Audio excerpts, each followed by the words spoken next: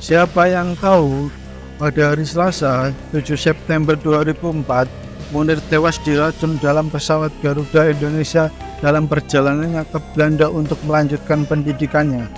Lalu, siapakah sebenarnya Munir? Munir Said Thalib lahir di Kota Batu, Jawa Timur pada tanggal 8 Desember 1965. Ia adalah seorang advokat dan aktivis HAM. Ia merupakan anak ke-6 dari 7 bersaudara dari Said Thalib dan Jamilah Umar Thalib. Putri dari Umar Muhammad Thalib dan Salma Said Bajere yang lahir pada tahun 1926 di Singapura.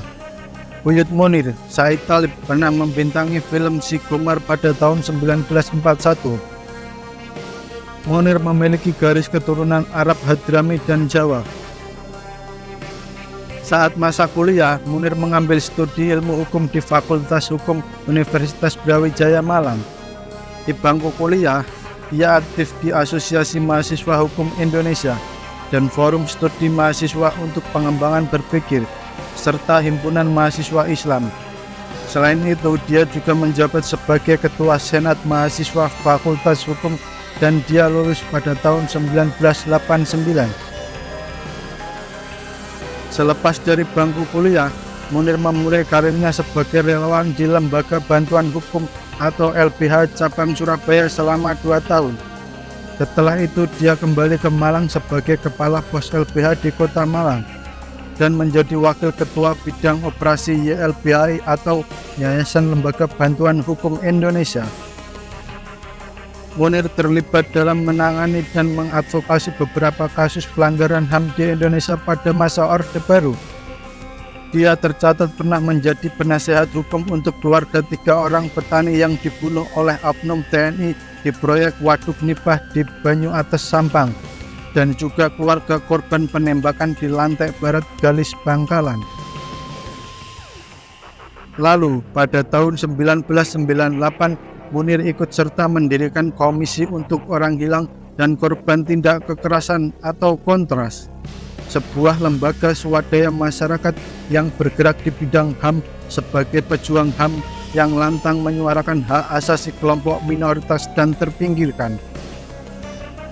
Tak jarang, dalam mengadvokasi korban HAM, Munir berhadapan dengan aparat hukum yang mewakili kepentingan negara.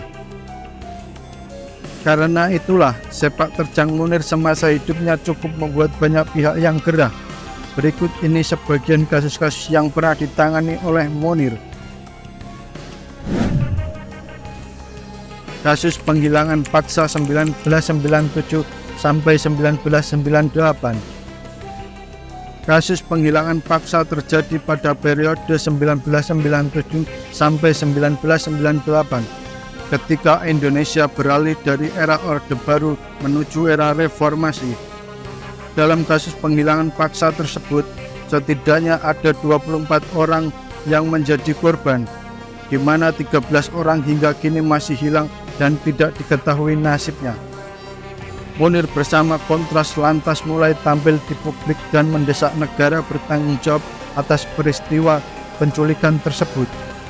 Dan Munir juga menjadi penasihat hukum korban dan keluarga korban penculikan tersebut. Kasus Marsinah. Kasus Marsinah terjadi pada 1993. Dia merupakan seorang aktivis buruh perempuan di PT CPS Sidoarjo, Jawa Timur. Marsinah diculik setelah mengadakan aksi demonstrasi di perusahaan tempatnya bekerja.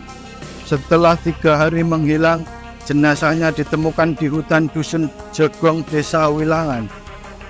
Ketika ditemukan, pada tubuhnya terdapat tanda-tanda bekas penyiksaan berat. Ketika mengawal kasus ini, Munir dan sejumlah aktivis HAM lainnya berhadapan dengan Kodam 5 Brawijaya. Munir dan kawan-kawan aktivis HAM juga melakukan investigasi terhadap kasus pembunuhan Marsinah yang diduga melibatkan aparat militer. Saat itu, Munir ditunjuk menjadi salah satu pengacara dalam kasus pembunuhan Marsinah. Kasus Tanjung Priok. Kasus Tanjung Priok merupakan salah satu tragedi pelanggaran HAM berat di Indonesia. Peristiwa ini terjadi pada 1984 di kawasan Tanjung Priok ketika sejumlah orang berdemonstrasi menolak penerapan asas tunggal Pancasila yang diusulkan oleh Presiden Soeharto kala itu. Penolakan tersebut lalu ditanggapi keras oleh aparat keamanan sehingga menewaskan 24 orang dan 55 lainnya luka-luka. Dalam kasus tersebut, Munir pernah tampil menjadi penasihat hukum keluarga korban tragedi Tanjung Priok tersebut. Selain kasus-kasus tersebut, Munir juga pernah terlibat dalam mengadvokasi korban kasus pelanggaran HAM lainnya. Di antaranya adalah tragedi Trisakti, kasus Semanggi, kerusuhan Mei 1998, kasus Telaga Sari Lampung, Timor Leste, Papua, Aceh, Ambon, dan Poso. Selepas tidak lagi menjadi pengurus di Kontras, Munir kemudian menjadi direktur Imparsial, sebuah lembaga swadaya masyarakat yang mengawasi penegakan dan penghormatan atas HAM di Indonesia. Karena sepak terjangnya itu, Munir dianugerahi sejumlah penghargaan, yakni penghargaan Yap Thiam Hien Award tahun 1998, Man of the Year versi majalah Umat tahun 1998, dan Right Livelihood Award tahun 2000. Lazimnya, individu yang mendapat penghargaan atas prestasinya akan sangat bangga, akan tetapi tidak bagi Munir. Dalam surat kabar Kompas yang terbit pada tanggal 29 Desember 1998, Munir berkata, "Saya sungguh takut karena khawatir penghargaan dan ketenaran ini menyebabkan saya tidak mampu mengontrol diri hingga menjadi manusia yang congkak." Kronologi kematian Munir. Munir tewas diracun di pesawat Garuda Indonesia saat perjalanan menuju Belanda untuk melanjutkan pendidikannya. 3 jam setelah pesawat Garuda Indonesia GA974 lepas landas dari Singapura, awak kabin melaporkan kepada pilot Pantun Matondang bahwa ada seorang penumpang bernama Munir yang duduk di kursi nomor 40G menderita sakit dan Munir bolak-balik ke toilet. Pilot meminta awak kabin untuk terus memonitor kondisi Munir. Munir kemudian dipindahkan duduk di sebelah seorang penumpang yang kebetulan berprofesi sebagai dokter, yaitu Dr. Tarmizi, yang juga berusaha menolongnya saat itu. Penerbangan menuju Amsterdam memakan waktu 12 jam. Namun, 2 jam sebelum mendarat pada 7 September 2004, pukul 18.10 waktu Amsterdam di Bandara Schiphol, Amsterdam. Saat diperiksa, Munir telah meninggal dunia. Pada tanggal 12 November 2004, diumumkan bahwa polisi Belanda Institut Forensik Belanda menemukan jejak-jejak senyawa arsenik setelah dilakukan otopsi. Hal itu juga dikonfirmasi oleh polisi Indonesia. Jenazahnya dimakamkan di Taman Makam Umum Kota Batu. Ia meninggalkan seorang istri bernama Suciwati dan 2 orang anak, yaitu Sultan Alif Alinde dan Diva. Sejak tahun 2005, tanggal kematian Munir 7 September oleh para aktivis HAM dicanangkan sebagai Hari Pembela HAM Indonesia. Pada tanggal 20 Desember 2005, pelaku pembunuhan Munir yaitu Polikarpus Budihari Priyanto dijatuhi hukuman 14 tahun penjara atas pembunuhan terhadap Munir. Hakim menyatakan bahwa Polikarpus, seorang pilot Garuda yang sedang cuti, menaruh racun arsenik dalam makanan Munir karena ingin membungkam pengkritik pemerintah tersebut. Hakim Cicut Sutiarso menyatakan bahwa sebelum pembunuhan, Polikarpus menerima beberapa panggilan telepon dari sebuah nomor yang terdaftar atas nama seorang agen intelijen senior. Namun hal ini tidak dijelaskan lebih lanjut. Selain itu, pada masa pemerintahan Presiden SBY juga membentuk sebuah tim investigasi independen. Namun hasil penyelidikan tim tersebut tidak pernah dipublikasikan hingga sekarang. Pada 19 Juni tahun 2008, Maijen Purnawirawan Muhdi Purwaprajono ditangkap dengan dugaan kuat bahwa dia adalah otak pembunuhan Munir. Beragam bukti kuat dan kesaksian mengarah kepadanya. Namun pada 31 Desember 2008, Muhdi divonis bebas.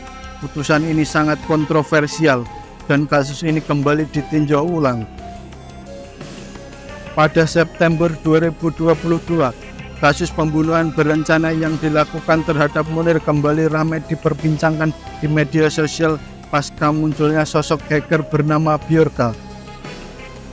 Hacker tersebut membongkar sejumlah data negara, termasuk di dalamnya data pribadi para pejabat negara, mulai dari Menteri BUMN Erick Thohir hingga Menteri Komunikasi dan Informatika Johnny G. Plate. Melalui akun Telegram tepat sebelum akun Twitter dan Telegramnya ditutup oleh pihak platform, Bjorka menyampaikan kronologi atas dalang dibalik pembunuhan Munir. Bjorka menjelaskan bahwa dalang dari pembunuhan Munir adalah Muhdi Purwaprajono. Muhdi memang sempat ditetapkan sebagai tersangka oleh pihak kepolisian pada 19 Juni 2008. Pada saat dirinya ditetapkan sebagai tersangka, dia juga dicurigai memiliki motif sakit hati terhadap Munir. Keberanian Munir untuk menyuarakan permasalahan keterlibatan tim Mawar dalam penculikan sejumlah aktivis berdampak pada karir Muhdi yang kala itu menjabat sebagai Kopassus tim Mawar. Akhirnya karir Muhdi pun sempat diberhentikan karena masalah tersebut. Alasan tersebut pun disampaikan dan ditegaskan kembali oleh Bjorka. Muhdi pertama kali diperiksa pada 16 Mei 2005. Hasil serangkaian pemeriksaan menunjukkan Polikarpus Budihari Prianto dan Muhdi aktif melakukan komunikasi pada periode September hingga Oktober 2004. Namun dalam kesaksiannya di pengadilan pada 17 November 2005, ia menyangkal punya hubungan khusus dengan Polikarpus. Bjorka menjelaskan bahwa Muhdi menggunakan Polikarpus yang saat itu juga merupakan jaringan non-organik BIN untuk membunuh Munir. Saat itu, Polikarpus bekerja sebagai pilot di Garuda Indonesia. Pasalnya, saat itu mereka mengetahui bahwa Munir akan terbang ke Belanda menggunakan pesawat Garuda Indonesia. Selepas itu, Polikarpus mulai bergerak untuk ditetapkan sebagai keamanan penerbangan agar dirinya bisa masuk ke pesawat manapun, termasuk pesawat yang nantinya akan digunakan oleh Munir. Polikarpus pun membuat surat rekomendasi kepada PT Garuda Indonesia untuk menetapkannya sebagai pihak keamanan menggunakan komputer yang terletak di ruang staf Deputi 5 BIN. Dalam proses pembuatan surat tersebut, Budi Santoso dari BIN pun mengetahuinya. Budi Santoso sendiri memang sempat hadir sebagai saksi dalam proses persidangan tersebut. Budi Santoso menjadi salah satu pihak yang akhirnya turut membongkar bahwa Polikarpus dan Muhdi saling mengenal pasca sebelumnya keduanya menyangkal bahwa mereka tidak saling mengenal.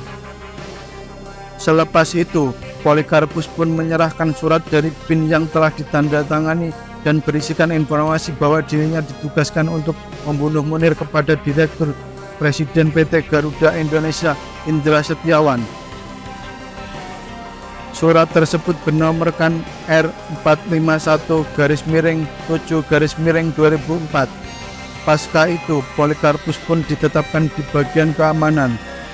Kemudian Polikarpus menelepon ke nomor Munir yang saat itu diangkat oleh Suciwati terkait dengan jadwal keberangkatan Munir. Polikarpus pun mendapat informasi bahwa Munir akan terbang pada 6 September 2004 menggunakan Garuda Boeing 747-400 dengan nomor penerbangan GA974. Polikarpus yang seharusnya menjadi pilot utama untuk penerbangan ke Peking, Cina pada tanggal 5-9 September 2004 tersebut pun akhirnya bergabung dengan penerbangan Munir dan kemudian menghabisi Munir dengan racun arsenik.